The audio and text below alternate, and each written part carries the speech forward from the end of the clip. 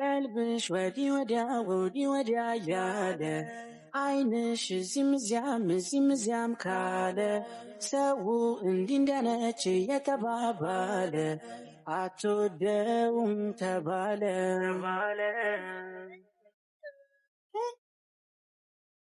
ወይ አብርሻ ያልቅበት እኮ ነው ቤተሰብዬ ማለት ነው። ጭራሽ ሩታ ቀለዋጭ ሆና ጭራሽ አይኗ እዚህም እዛም ብሎ አስቸግራ።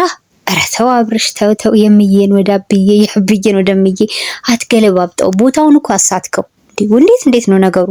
ሰላማችሁ ይብዛ ውድ ዩቲዩብ ቻናል ቤተሰቦች፣ ደህና ናችሁልኝ? ከኔ ጋር ሁሉ ሰላም ነው እግዚአብሔር ይመስገን። አይንሽ ወዲያ እያለ ልብሽ በቃ የማይረጋ አይነት ሆኖ ምናምን አትወደውም ተባለ ብሎ ጭራሽ ማለት ነው። ለማን ነው የሙዚቃ ለማን ነው? ለሩትዬ አይመጥናትም። ይሄ ለራስህ ዘፈነው አብርሽዬ ማለት ነው። ይሄ ራሴን በራሴ አፌን በምላሴ ካላቆለጰላጠስኩት ማን ያቆለጰላጥስልኛል በሚለው ህግ ራስህን ባታደንቀው፣ ይሄ ሙዚቃ ግን ለራስህ ነው። ግብዣው ለራስህ ማንንም አይወክልም። ሩትዬን አይወክልም በፍጹም ማለት ነው። በፍጹም ማን ነው ወዲያ እያለ ያስቸገረው? ሩትዬ። ይሄ የማይመስል ነገር።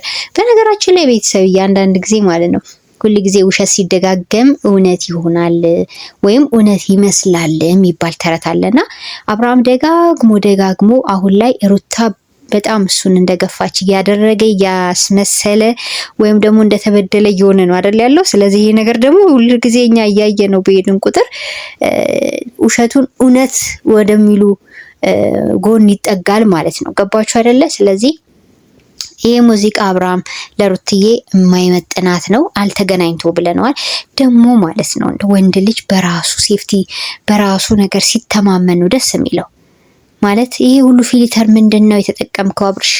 ኧረ እኔ በጣም ነው የሚደብረኝ ወንድ ልጅ ቲክቶክ ላይ ፊልተር ሲጠቀም። የምሬ ነው ቤተሰብ አይታችሁ ከሆነ ቲክቶክ ላይ ብቻ አይደለም ዩቲዩባቸው ላይ በራሱ አብርሃም የሆነ ቪዲዮ ላይ አይቼበት ማለት ነው የዩቲዩብ ቪዲዮአቸው ላይ ከንፈሩን በተቻለው አቅም ማለት ነው ይሄ የሚያቀነባብርላቸው ልጅ ፒንክ ለማድረግ ይሞክራል።